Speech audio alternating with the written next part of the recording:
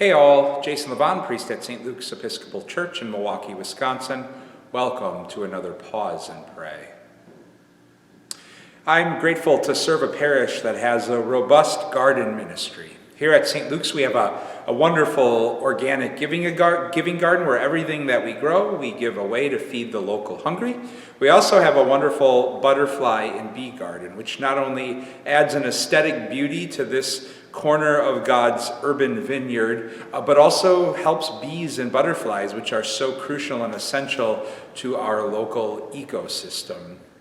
So we're used to speaking garden talk and using that kind of language and celebrating all of the work that goes into the growth that comes out of our gardens. Right now we're honoring and celebrating and doing the work of planting. It was wonderful to see this past Sunday another garden planting meeting and representatives of the local food pantry here to help us, work with us as we plan a season of harvesting good food that our local hungry can enjoy throughout the summer and into the fall. And wonderful to celebrate all the connections that are coming about from our gardens.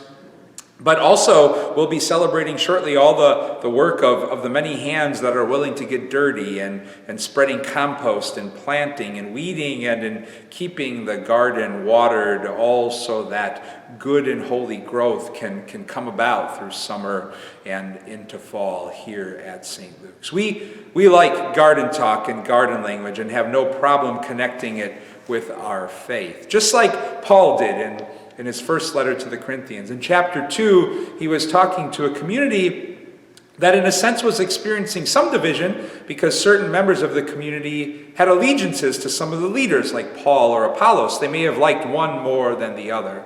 And Paul comes in to kind of challenge them with a sense of humility, saying that it's really not about Paul or Apollos. It's not about the priest or the pastor necessarily. What Paul and Apollos did was they planted and watered. But what God did was bring about all of the growth. So a call to humility on one end, that it's never about us or the personality of one or a few leaders in a church. It's always about what God can do through us. But also a powerful invitation to us that faith isn't magic. It's not about sitting on our laurels and waiting for God to give the growth. The growth doesn't just come out of nothing. It involves hands and lives willing to cooperate with grace and be about the work of planting and watering, so seeds of faith, hope, and love can in fact find holy growth, thanks to God.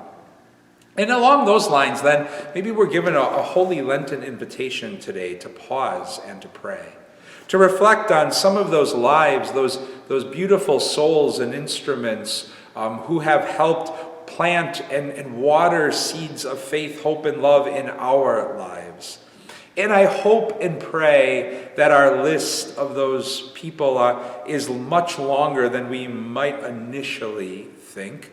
Maybe some of those are people who have already entered into the nearer presence of God. Maybe they're people who are walking with us on our journeys as we speak. But I hope our lists are long. And I also hope and pray that as we contemplate those lives that have planted and watered faith, hope, and love into our lives, that the gratitude we find welling up will fill us with the grace and strength we need then in the coming days in this holy season of Lent to reach out our hands a bit more, to do a little bit more planting and watering of faith, hope, and love in whatever corner of God's vineyard we might happen to find ourselves working in. And then marvel at all of the growth God is able to bring about from it. Lenten peace and blessings to you all.